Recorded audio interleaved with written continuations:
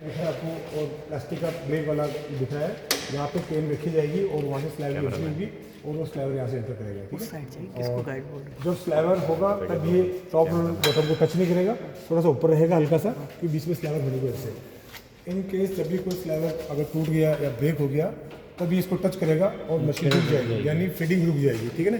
तो इसमें number of आप देखिए पीछे की तरफ टोटल 8 स्लैबर फीड करते हैं अपन, मैक्सिमम 8, 2, 2, 4, 2, 6, 2, 8। बीच में इसलिए लगा रखा है कि यहाँ के जो 4 स्लैबर पास होकर जा रहे हैं उनको एक सपोर्ट का काम कर रहा है। जितने भी आप रोलर देख रहे हो इन सभी रोलर का डायमीटर इक्वल है, सभी का सेम है, सभी की आरपीएम सेम होती है। तो पेन रखा हुआ है यहाँ से लेके जब तक ड्राफ्टिंग जो सिस्टम तक आपका स्लैबर नहीं पहुँचे उससे पहले उसमें कोई टचिंग नहीं होनी चाहिए, कोई खिंचाव नहीं आना चाहिए, ठीक है।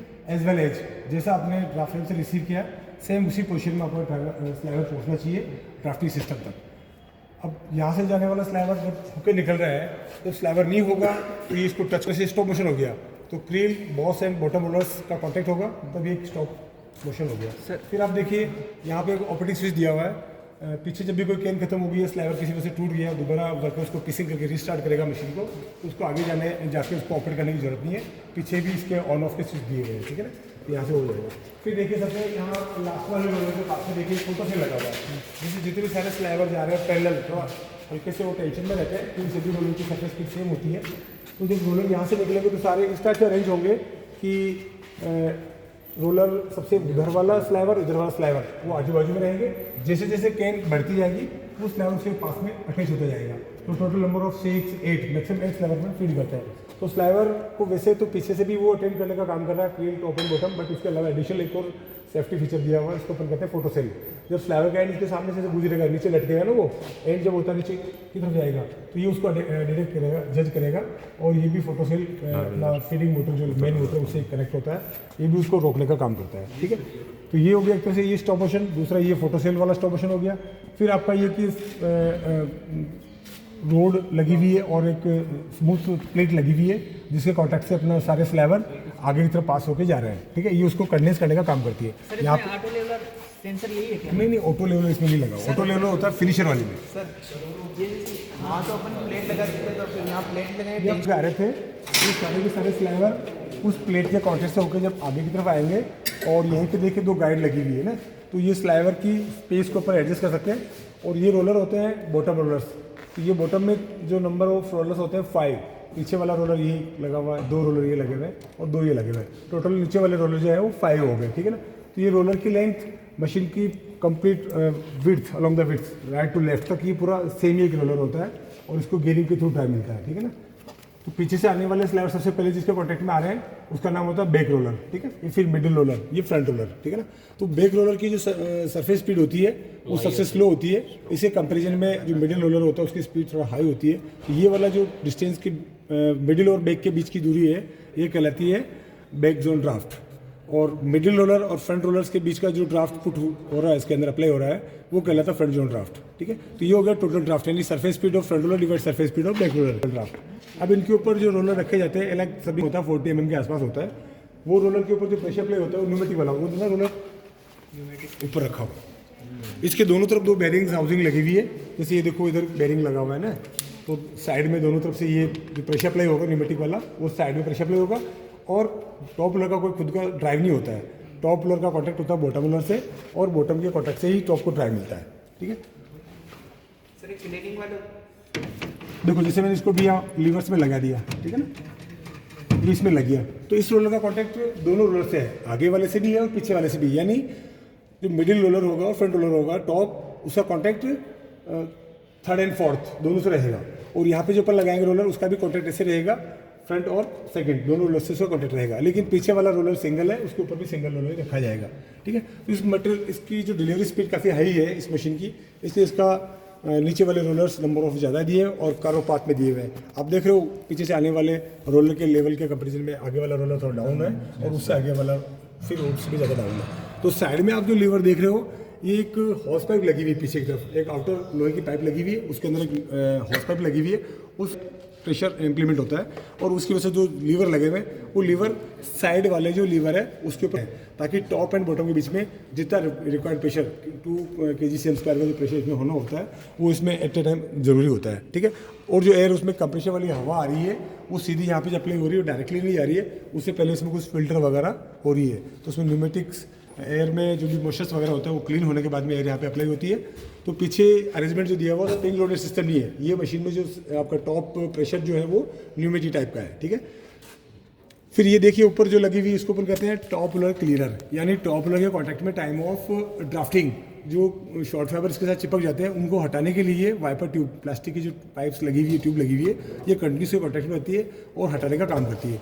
ऐसे आप देखिए नीचे वाले जो रोलर्स होते हैं उनके कॉन्टैक्ट में भी कोई लूज फाइबर होता है, यहाँ पे एक स्पेशल स्विच दिया हुआ है येलो कलर वाला, इसको जब भी अपन एक टाइमर ऑलरेडी फिटेड है, उसके अलावा एडिशनल अगर आप इसको जब भी प्रेस करोगे तो वो एक्यूमुलेट करके स्टिप करके नीचे गिराने का काम करती है। और टाइम ऑफ रनिंग ये आपका कवर क्लोज रहेगा, जब भी अगर आप कवर को उठा लेते हो तो मशीन स्टॉप रहेगा, क्योंकि ये डोर ओपन स्टॉप मोशन इसमें एक लगा हुआ है, ठीक है। तो यहाँ से निकलने वाली मटेरियल जब आपकी वेब यहाँ से जब निकलेगा मटेरियल को अपन कहते हैं वेब, तो यहाँ ठीक इसके आगे कंडेंसर लगता है, कंडेंसर अंदर रखा हुआ मैं दिखाता हूँ आपको। तो यहाँ पे कंडेंसर होता है, वहाँ उस मशीन में देखा होगा आपने कंडेंसर, ठीक है। तो उसको जब पहली बार अपन प्रेसेस बनाते हैं तो डायरेक्ट इसका जो मैक्सिमम स्पीड है उसकी जो ऑपरेटिंग स्विच है उसको प्रेस नहीं करके और इंचिंग वाले बटन का यूज़ करते हैं। इंचिंग का मतलब जो ब्लैक कलर वाला जो बटन है उसको अपन जितना समय के लिए दबा के रखेंगे उतने वक्त के लिए मोटर ड्राइव देगी उसको मशीन को, और स्लो स्पीड से अपना मटेरियल बाहर की तरफ निकलेगा और इजीली वर्कर उसको हैंडल करके और पैसेज को मैनेज करते हुए इसमें गाइड में डालेगा और फिर ट्रम्पेट में एंट्री करेगा। और ट्रम्पेट जो होता है ये चेंजेबल पार्ट्स होता है, ये हैंग के अकॉर्डिंग चेंज होता है। तो ट्रम्पेट से निकलने वाली स्लाइवर सारी आपकी यहाँ से बाहर निकलेगी और वो ये जो 2 रोलर होते हैं उनको अपन कहते हैं कॉलर कैलेंडर रोलर्स, ठीक है। इन दोनों रोलर के बीच में स्लाइवर ग्रिप होगा और ग्रिप होने के बाद में देखो नीचे यहाँ पे कॉलर व्हील लगा हुआ है, ठीक है। कॉलर व्हील को ड्राइव मिल रहा है एक टाइमिंग बेल्ट के थ्रू। तो यहाँ नीचे झुक के देखोगे आप एक आउटलेट वे है, इस वे से अपना रेगुलर स्लाइवर बाहर निकलता रहेगा जो व्हील के साइड में लगा हुआ है, ठीक है। और यही नीचे एक केन जिस पर रखी रहती है उसको अपन कहते हैं केन बॉटम प्लेट, उसको अलग से रोटेशन मिलता है, वो नीचे से अलग ड्राइव मिल रहा है, ठीक है।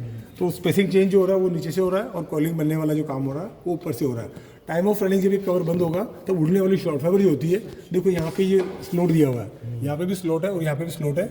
इस स्लॉट की हेल्प से उड़ने वाली हवा जो शॉर्ट फाइबर है वो हवा के साथ में ये जब कवर क्लोज होगा इसके कवर के साइड में देखिए वहाँ पे ओपन वे है, वो इस वे से मैच करेगा, ये वाला वे उस वे से मैच करेगा। तो सीधा यहाँ पे इस कवर को खोल के देखो, अभी मोटर लगी हुई है और इसमें बाहर जाली लगी हुई है, पाइप लगे हुए, प्लास्टिक के पाइप लगे हुए। तो ये हवा के साथ साथ शॉर्ट फाइबर को अपनी तरफ खींच के, और यहाँ जो मोटर लगी हुई है यहाँ पे जाली लगी हुई है, तो मोटर सक्शन मोटर के बाहर एक जाली लगी हुई है, ठीक है ना। तो जाली के बाहर आपका noise stress short fibre digest है वो बाहर चिपक जाएगा और क्लीन और यहाँ पे आउटलेट में से बाहर निकलेगा। ये और ये वाला जो है सक्शन का काम होता है और मेन मोटर इसमें ये लगी हुई है, तो इस मेन मोटर से ड्राइव जा रहा है, वो सभी रोलर को ट्रांसफर हो रहा है, ठीक है। अब इनमें एक खासियत क्या होती है, फ्रंट रोलर इसके जो होते हैं फिक्स होते हैं, फ्रंट रोलर फिक्स होते हैं, जैसा मैंने उस मशीन में बताया था आपको कि फ्रंट रोलर में आगे शिफ्ट होते हैं पीछे शिफ्ट होते हैं। लेकिन जब भी अपन फाइबर लेंथ के अकॉर्डिंग रोलर की need to need distance change करेंगे उस केस में आपका मिडिल जोन, मिडिल वाले 2 रोलर्स 3 और 4 नंबर वाला पीछे और आगे शिफ्ट हो सकता है, और पीछे वाला सिंगल रोलर है, जब भी अपने को बैक जोन की डिस्टेंस सेट करनी होती है तो सिंगल रोलर स्लाइड होगा। अब इनको स्लाइडिंग सिस्टम में क्या है देखिए जरा नीचे उतर, देखो इसमें यहाँ पे 2 स्केल दी हुई है, यहाँ पे 2 स्केल दी हुई है, देखो इसमें यहाँ पे देखो 2 स्केल दी हुई है, एक आउटर स्केल है एक इनर स्केल है, ठीक है, दिख रहा है ना आपको। ये आपकी हो गई outer scale for front zone, outer scale for front zone nip to nip distance directly वो अंदर में शो करती है, ठीक है। अब इस पर देखिए आप रीडिंग आपकी इधर बढ़ते क्रम में जा रही है और इसकी रीडिंग इधर बढ़ते क्रम में आ रही है। तो पहले अपन सेटिंग जो करेंगे वो मिडिल जोन की करेंगे, नहीं फ्रंट जोन की सेटिंग। तो अपना ये वाला जो प्रोजेक्शन है इसके ऊपर निशान लगा हुआ है, ठीक है ना। अभी देखिए इसको पढ़ेंगे अपन तो ये शायद अप्रॉक्सीमेटली 68 पे मेश कर रहा है ना, ऐसा स्केल उधर भी दिया हुआ है। इसको जब भी आप इधर उधर शिफ्ट करोगे तो यहाँ एक सामने की तरफ अपन स्पिनर को लगाते हुए और इनसाइड वाले बोर्ड्स को अपन घुमाएंगे। इसको घुमाने से देखिए इसके अंदर एक छोटा सा गियर लगा हुआ, वो गियर इससे जो टीथ आउटर जो फ्रेम है इसका मूवमेंट इसको ट्रांसफर करने के लिए आपको लिप टू लिप mm में डिस्टेंस रखनी कितनी है, वो रखने के लिए आप स्पिनर से जब इसको घुमाओगे तो डायरेक्टली आप जितना mm के अंदर रखना है उतने ही नंबर पर आप मिला के रखते हो, तो आपको कोई स्केल लगा के अलग से मेजर करने की आवश्यकता नहीं है। ये मैन्युफैक्चरर्स ने एडिशनल फैसिलिटीज मशीन दे रखी है। तो सेम आपने जितना इधर रखा है उतना ही उधर रखना होता है, क्योंकि जब भी कोई रोलर होता है इस तरह से, उस रोलर को आपने इस तरफ शिफ्ट किया, लेकिन रोलर की लेंथ काफ़ी ज़्यादा होने से उतना इफेक्ट सेम उधर नहीं पहुँच पाता है। इसमें दोनों जॉन में 1 mm का भी वेरिएशन नहीं होना चाहिए। आपने जितना इधर 60 mm रखा है तो उधर जाके भी अपने को 60 mm पे लेके उसको फिक्स करना होता है। उससे क्या होगा, आपके 3rd and 4th का जो पेयर है वो कंप्लीटली स्ट्रेट एंड पैरेलल हो जाएगा। ठीक है, तो पहले अपन जो करते हैं इसमें सेटिंग फ्रंट जोन की कर ली, अपन ने टाइट कर दिया, देन अपन करेंगे बैक जोन। बैक जोन का मीनिंग क्या होता है, ओनली सिंगल रोलर, पीछे वाला ओनली सिंगल रोलर। तो सिंगल रोलर को स्लाइड करने के लिए इसमें देखिए वही प्रोसेस रहेगा, इसको अपन लूज करेंगे और सॉरी इनसाइड वाले को लूज करेंगे, आउट वाले को अपन घुमाएंगे, तो उससे ये यहाँ इनसाइड छोटा स्क्रू लगा हुआ है जो इस गियर को ट्रांसफर करेगा, तो इससे डायरेक्टली अपना 5th वाला रोलर है वो उससे ड्राइव लेगा, या तो पीछे ही आगे। अब इसमें आपको निप टू निप डिस्टेंस वाइडर की तरफ जाना है, तो आप इधर से देखिए आप पीछे की तरफ शिफ्ट करोगे तो आपका रोलर पीछे की तरफ आएगा। अगर आपको क्लोज करना है तो उसके ऊपर इस तरफ शिफ्ट करेंगे। जितना आपको रखना है इस पर देखो, इसकी हेड के ऊपर सरफेस के ऊपर निशान लगा हुआ, ये निशान आप जितने mm से मिला के रखते हो वही आपको उधर भी रखना होता है। एक बार आप उधर भी चल के देखिए, सेम यही फ्रेम आपको देखनी है। आफ्टर स्केल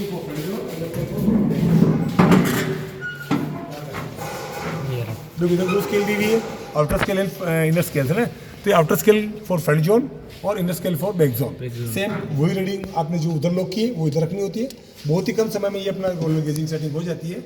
अदरवाइज उस मशीन में पुराने ज़माने की जो मशीन होती थी उसमें अपन जैसे वर्कर को देते थे कि अपने को रोलर गेजिंग ये करनी है, वो 1 घंटे तक मशीन को लेकर बैठ जाता नहीं था, तो प्रोडक्शन लॉस होता था। तो आजकल अपने को पता है, आप जैसे कर रहे हो सीख रहे हो, आपको पता है अगर वर्क है तो 5 मिनट 10 मिनट बाद में आपको मशीन मिलना नेसेसरी होता है। ठीक है, तो ये रोलर गेजिंग वाला हो गया। इसमें कुछ लाइटिंग अरेंजमेंट भी है, देखिए आप, ये अपना green for ready to run machine. ठीक है, मशीन अगर चलने के लिए तैयार है, कोई भी कवर खुला हुआ नहीं है, इसका मतलब आपकी ग्रीन लाइट जलेगी।